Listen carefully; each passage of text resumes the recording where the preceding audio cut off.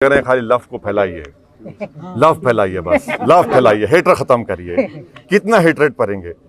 अरे ये एक अजीब बात है कि लव भी होगा और जिहाद भी होगा। ये कैसा होगा भैया?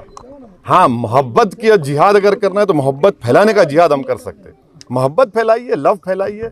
कितना गर्मी पैदा करेंगे, कितना जहर फैलाएंगे। बस करिए ना, दिलों को जोड़ने का काम करिए मोदी जी। तेलंगाना में वो वाहिद पॉलिटिकल पार्टी है जो साल के 12 महीने काम करती है। हमारा काम करने का तरीक़ा टीआरएस से, बीजेपी से, कांग्रेस से और दीगर पार्टियों से बड़ा मुख्तलिफ है। ये तमाम पार्टी सिर्फ इलेक्शन के ज़माने में एक्टिव होती हैं। हम लोग साल के 12 महीने काम करते, हैदराबाद की जनता के दरमियान में हम रहे हैं और हमको यकीन है कि हमने जो काम किया, हमारे जो कॉरपोरेटर्स ने काम किया, अब हमारे जो कैंडिडेट्स जो हैं उससे हमको अच्छा नतीजा मिलेगा और इससे कामयाबी हासिल होगी। रहा सवाल बिहार के इलेक्शन का, तो यकीनन जितना भी बिहार की जनता का शुक्रिया अदा किया जाए, ख़ास तौर से सीमांचल की आवाम का, मेरे पास अल्फाज नहीं है। मैंने उस वक्त भी कहा, आज भी कह रहा हूँ। अब हमको बिहार में कामयाबी मिल चुकी है तो यकीनन हम वहाँ पर जो आवाम का जो हमको एतमाद और भरोसा हासिल हुआ उसको पूरा करने की हम वहाँ पर कोशिश कर रहे हैं। सर नहीं, हमारा टीआरएस से जहाँ हमारा मुकाबला है वहाँ मुकाबला है। अभी तो यकीनन हमारा कोई टीआरएस से अलायंस नहीं है। खुद यहाँ जिस वार्ड में आज हमने पदयात्रा की है वहाँ यहाँ पर टीआरएस का कैंडिडेट है, तो यकीनन हम टीआरएस से हमारा मुकाबला होगा।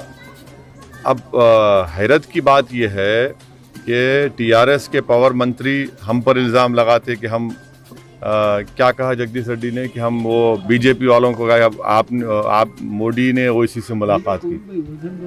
फिर कांग्रेस वाले हम पर इल्ज़ाम लगाते और बीजेपी वाले हम पर इल्ज़ाम लगाते।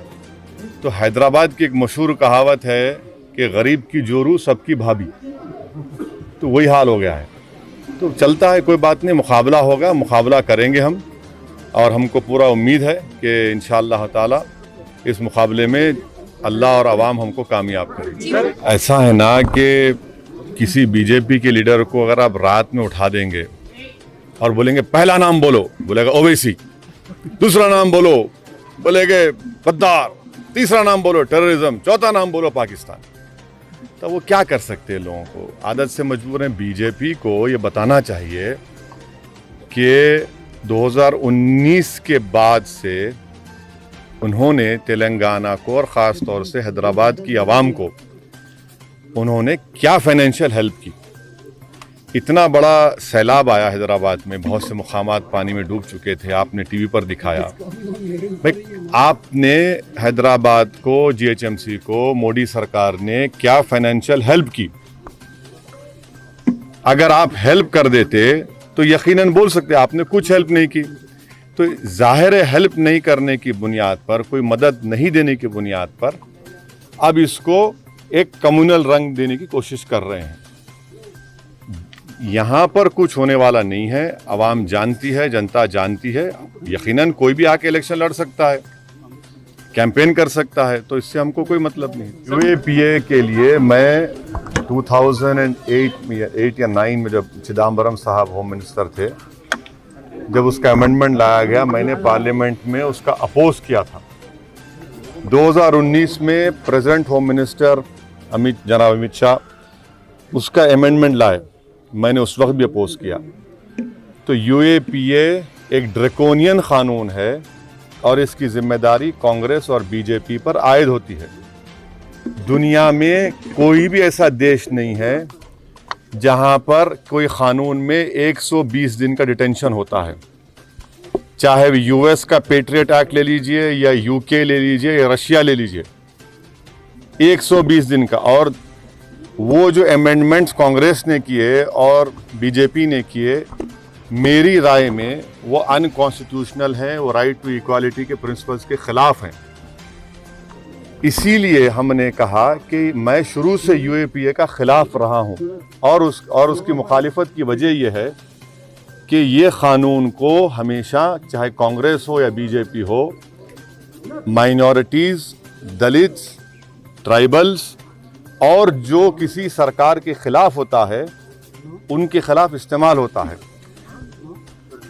चौथी बात यह है कि मेरे पास एम्पिरिकल एविडेंस है कि जिस किसी पर यूएपीए लगाया गया उसमें 70% से ज़्यादा लोग एक्सोनरेट हो जाते, मगर 5-5 साल 6-6 साल उनको जेल में सड़ना पड़ता है। ये इसकी हकीकत है।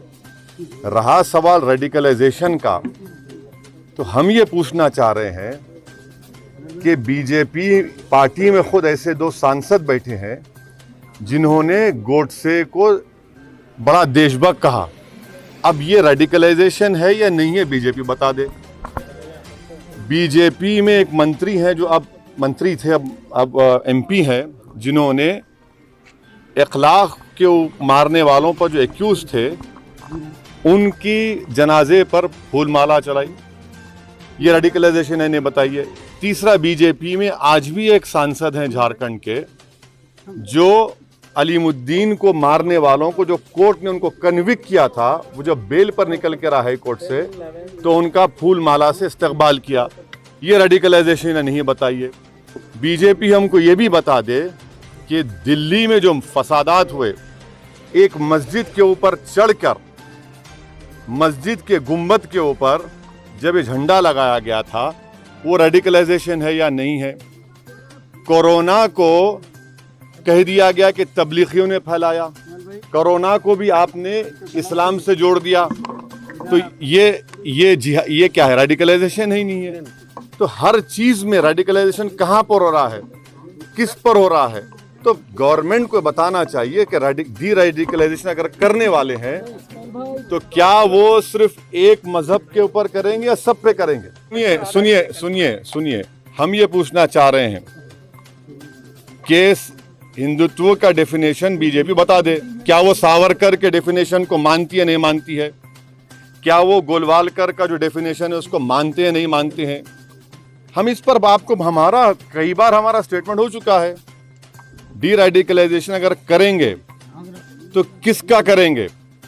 जो जाकर कहते हैं कि आप अपनी दुकान में पटाखे मत बेचिए, जो महल्लों में अगर कोई तरकारी बेचने वाले आता है तो कहते हैं तू यहाँ पर मत आ, फ्रूट बेचने वाला तो बोलते तुम नहीं बेच सकते। किसका रेडिकलाइजेशन होना चाहिए? मैं आपको फिर से पार्टी के तरफ से ऑफिशियली ये कह रहा हूँ कि हम बंगाल के यूनिट के लोगों से मीटिंग होने वाली है, क्योंकि म्युनिसिपल इलेक्शन आ गया, थोड़ा देरी हो गई। उनसे बात करके ही, उनसे पूरा फीडबैक लेके, उनका ओपिनियन लेकर ही हम एक कंसिडर्ड डिसीजन पर अराइव करेंगे और आपको बताएंगे। तो ममता बनर्जी के साथ जा सकते हैं? पहले तो मुझे अपनी यूनिट से बात करना इलेक्शन लड़ने के ताल्लुक से, और इलेक्शन लड़ने की जब बात होगी तो हम इलेक्शन लड़ेंगे, और यकीनन इसमें कोई दो राय नहीं होना चाहिए कि जब हम डिसीजन लेंगे तो इलेक्शन लड़ेंगे, उसके बाद बताएंगे आप। देखिए ये कॉन्स्टिट्यूशन में आर्टिकल 14 और 21 का ग्रॉस वायलेशन होगा। इनको संविधान पढ़ना चाहिए। आप इतना ज़्यादा हेट्रेड में आगे बढ़ जाते हैं, ज़रा संविधान पढ़ लीजिए। आर्टिकल 21 क्या है पढ़ लीजिए। स्पेशल मैरिज का ख़त्म कर देंगे आप, उसको ख़त्म कर दीजिए। फिर आप ये बातें करना, इस तरह से सिर्फ हेट्रेड पैदा करना, ये नहीं चलेगा। कोरोना की मारामारी की वजह से भारत में करोड़ों लोगों की नौकरियां जा चुकी हैं, उनको नौकरियां दीजिए। आप नौकरियां नहीं दे सकते। जीडीपी 0 हो चुका है, आप उसके ताल्लुक से कुछ नहीं करते। तो देश के नौजवान जो बेरोजगारी का शिकार हो चुके हैं, जो गरीबी उनका मुकद्दर बन चुका है, उनकी तवज्जो हटाने के लिए ये सब ड्रामेबाजी बीजेपी कर रही है। जो बनाते बना लीजिए। बीजेपी से हमारा एक ही सवाल है कि आपने जो अनकॉन्स्टिट्यूशनल लॉकडाउन किया, अनटाइमली किया, जिससे भारत के करोड़ों गरीबों की नौकरियां जा चुकी हैं, नौकरियां कब देंगे? नौकरियां बताइए, आप किसको नौकरियां देने वाले हैं? अब तक कितने नौकरियां आपने दी हैं?